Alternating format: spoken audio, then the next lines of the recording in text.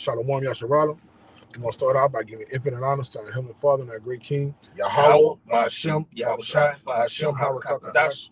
All right, this is a quick impromptu. It's not going to be long. Us brothers, we were just having a dialogue. We're talking about the Passovers amongst us. And, you know, you got to be getting the spirit that the nation of Israel was in, that great dreadful night. All right, people was fearing the Lord.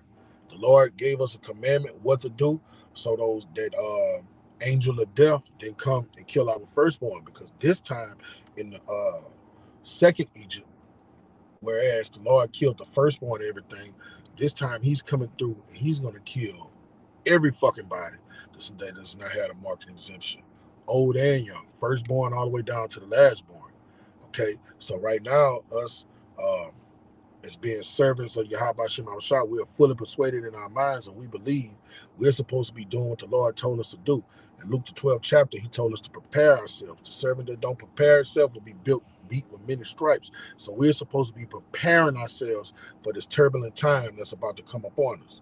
All right, start off with that precept, brother. This is Exodus chapter 12, verse 22. And ye shall take a bunch of hyssop and dip it in the blood that is in the basin. All right, it's talking about the blood from the Passover lamb with no blemish. You die. Give me what that is, John 1:29, real fast. We're gonna show what the blood represents today. Bring it out, all right? And it reads, it says, and strike the lintel and the two sides and the two side posts with the blood that is in the basin. All right, and that's the blood from the Passover lamb with no blemish. Come on. And none of you shall. And that blood is a precursor. It's a shadow for what was to come. Okay, it represented something that was to come, and we're going to get that for you. Bring it out. And none of you shall go out at the door of his house until the morning. All right, so the Lord gave us specific instructions what to do for the Passover. All right, and in these modern times, we have those same instructions. It's just we have to bring them out in a different way. All right, that was a shadow for things to come. Now we're fully enveloped into the fulfillment of what the Lord was telling us to do back then. Bring it out, all right? Verse 23, it says, for the Lord will pass through to smite the Egyptians. All right, and the Lord look at 2/3 of our people as Egyptians. Anybody that didn't conform to this decree, guess what? It wasn't just the Egyptians died on that night. If you had an Israelite and he didn't put no blood on his doorpost, guess what happened to his firstborn? He got killed. Okay, and you always have Israelites that are disobedient. You got the brother brought up the precept earlier. The multitude that was born in vain. All right, you have a multitude of Israelites that are born in vain. The book of Timothy said in a great house, you got silver, gold, and then you got those earthen vessels of wood and so on and so forth that are created to be burnt. Okay, bring it out, brother. And it reads, and when he seeth the blood upon the lintel and on the two side posts, the Lord will pass over the door. All right, so that doorpost and that blood, that doorpost represents our minds. Okay, and that blood represents Yahweh's redemptive blood. Give me that John 1:29, brother. John 1:29. The next day, John seeth Yahweh coming unto him, and saith, behold, the Lamb of Yahweh Ba'ashem Shai, which taketh away the sin of the world. All right, so Yahweh Shai, he's that lamb without blemish that took away the sins of the world.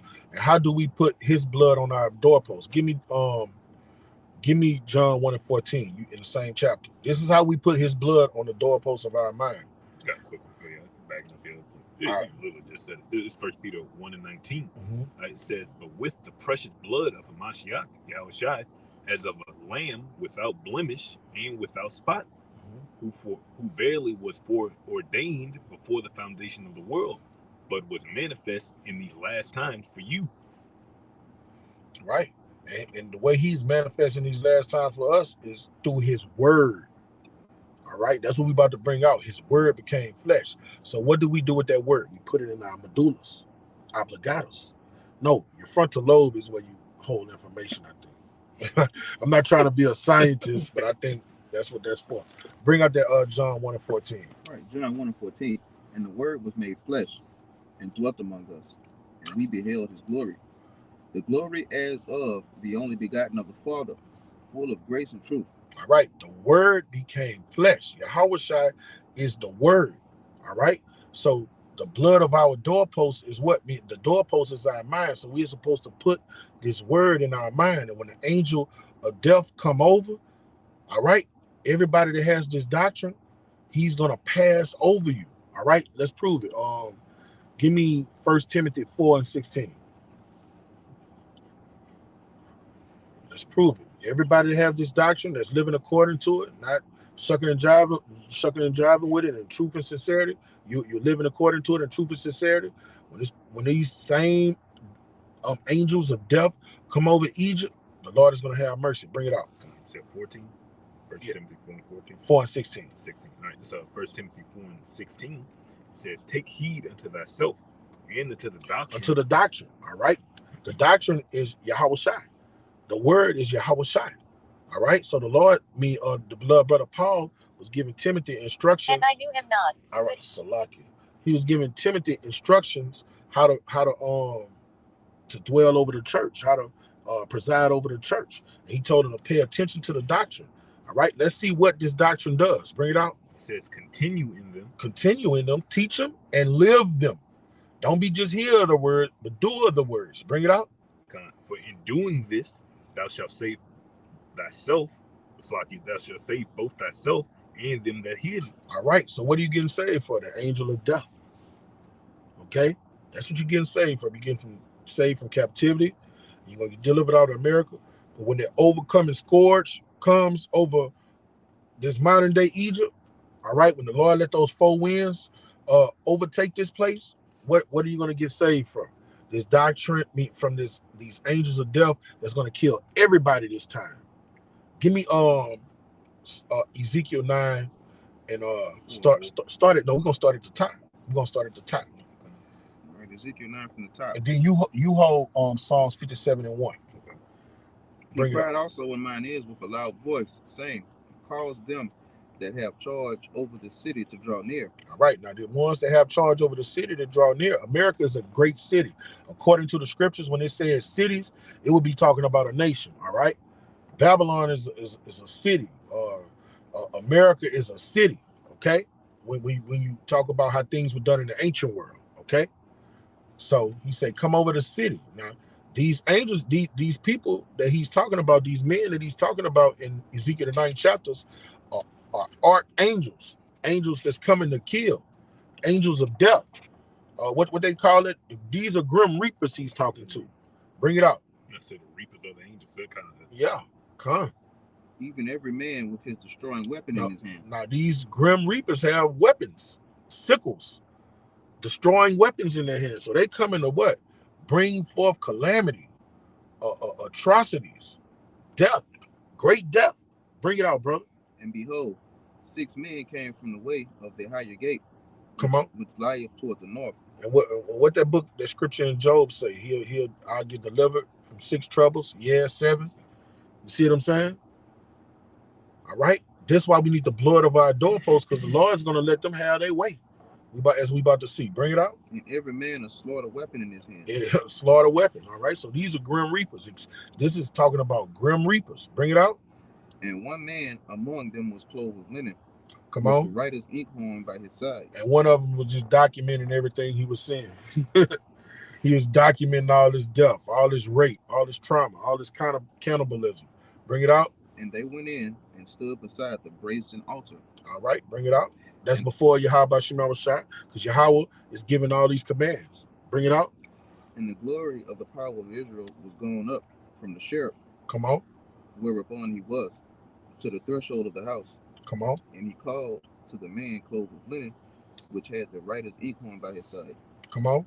And the word of Yahweh said unto him, go through the midst of the city, through the midst of Jerusalem, and set a mark upon the foreheads of the men that saw you cry for all the abominations that be done in the midst thereof. And to the others he said in mine hearing, go ye after him through the city and smite. Let not your eyes spare, neither have ye pity.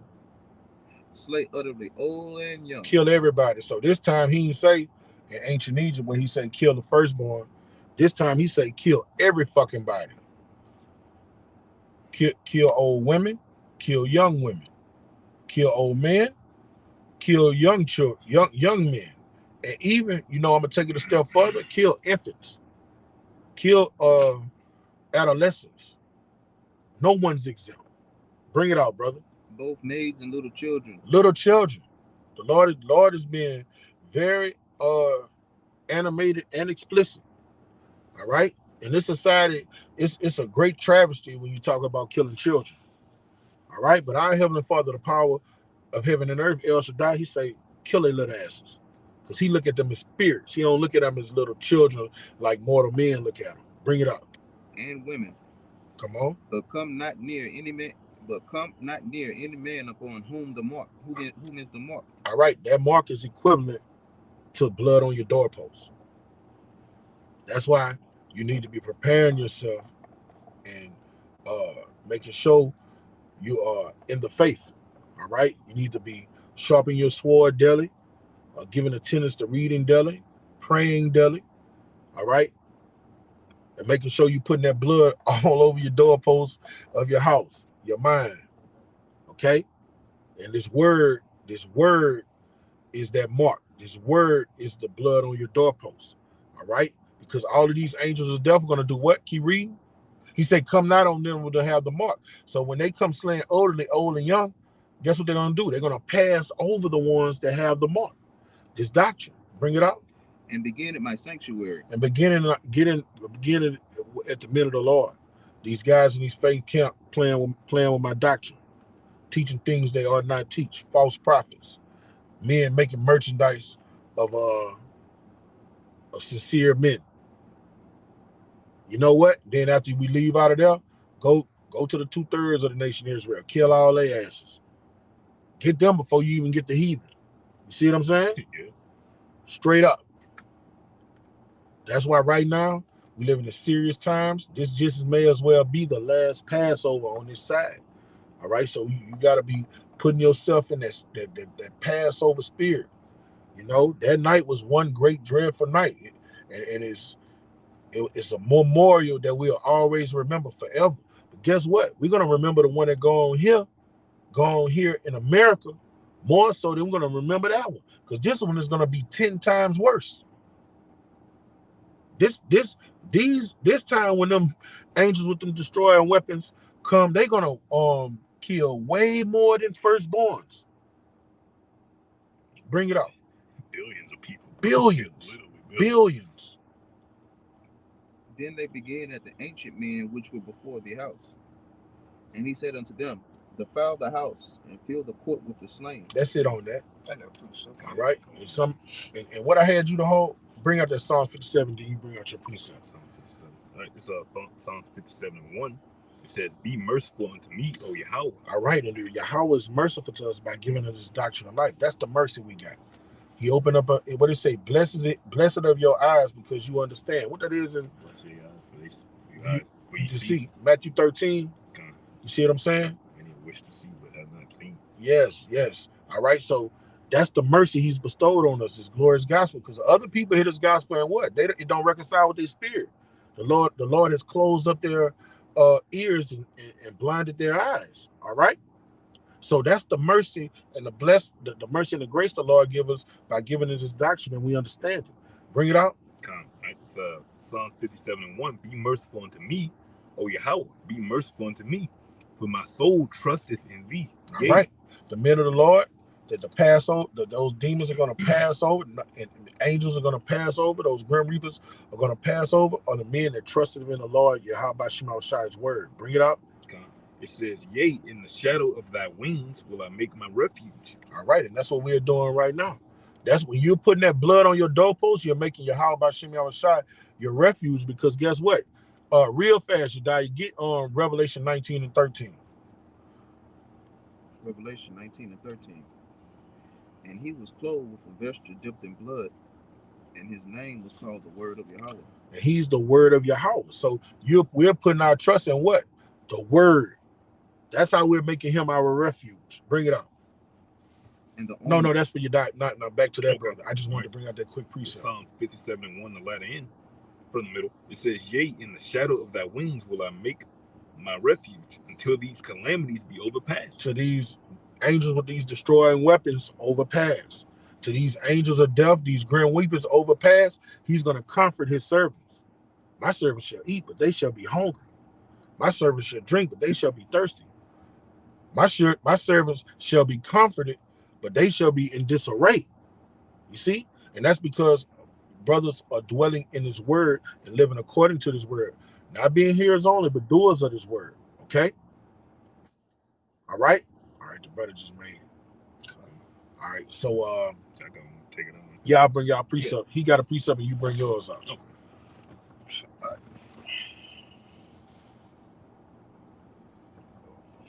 So Oh, I did have one more precept. You die. Colossians 1:9, because that's the that's that blood on our doorposts. All right. Okay. It's Colossians 1:9. For this cause we also, since the day Speak up a little bit, brother.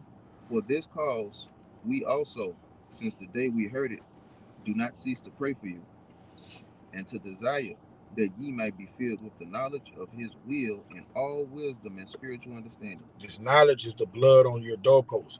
This knowledge is what you need to put in your mind and live according to it. That's that mark that'll keep you exempt from judgment. When you live according to this knowledge. Bring it out. That ye may walk worthy of the Lord unto all pleasing. And when you work, when you get this knowledge, guess what you're gonna do?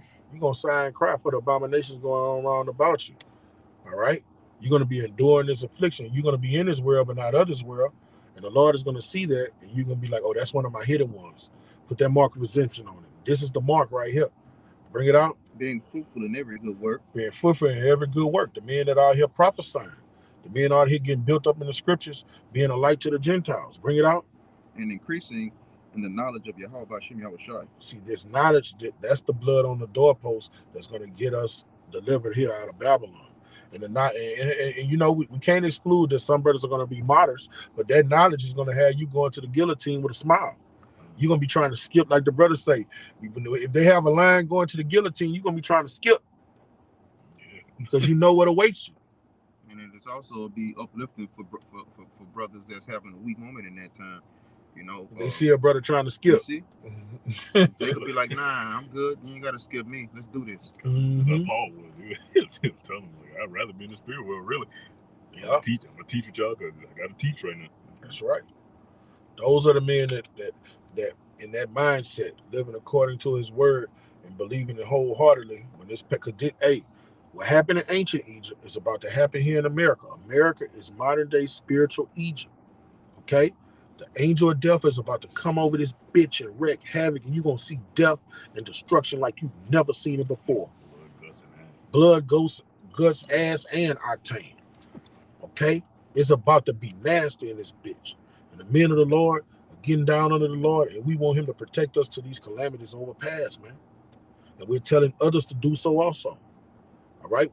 You know, we're telling righteous men to do so also, and then the Lord go tell us, give them warning for me, so their blood don't be on our hand. He told us to tell the wicked too. So when you told him, the Lord is so just in all his doings. You told him? All right, you told him. They blood not on your hands. Now I got their asses. I'm gonna torture their asses. They gonna learn. All right, they on their deathbed, and when they're dying, they're gonna be like, a prophet was amongst us. You know, gonna bring it to their remembrance. Yeah, bring it out. I think that's it on it, your diet. All right, now you bring out your own precept. So you take us out with yours. 1 Peter 4:17. For the time is come that judgment must begin at the house of Yahweh. And that's now I'm backing off what you were saying. You know, the men that's having this truth, having this word, and if you're not built up on your most holy faith, teaching this 100% truth, a judgment is gonna come. So that's why you have to be mindful of your sayings and this doctrine. All right, and it says, and if it first begin at us, for what shall the end be of them that obey not the gospel of Yahweh Shai? All right. So if you're not obeying this truth, all right, and cold-heartedly seeking the Lord, you're ultimately gonna get put to death. You got it, brother. This is going back over. This Romans 5 in verse 8. It says, "But Yahweh commendeth His love toward us." That's that grace period that we in right now. We got the opportunity to get right. It says, "In that while we were yet sinners, Hamashiach Yahushua died for us. Much more then, being now justified by His blood, we shall be saved from wrath through Him." And the script was saying Leviticus, that blood maketh an atonement for the sins. And so He pretty much done covered us. Elect ain't got nothing to worry about. Lord willing, we those men. That was it. Beautiful precept. So Abba Rajazah, that was edifying to the hearers. We're gonna get infinite honors to our Heavenly Father and our great King, Yahweh, by Hashem, Yahushua, by Hashem, Hawakadash. Double honors to our elder apostles and elder bishops of Great Millstone, and salutation to our fellow laborers and the Mashiach Yahweh Shah, pushing his true cross to four winds, making their calling elections assured by abounding his labor of love. Shalom to you, brother. Shalom.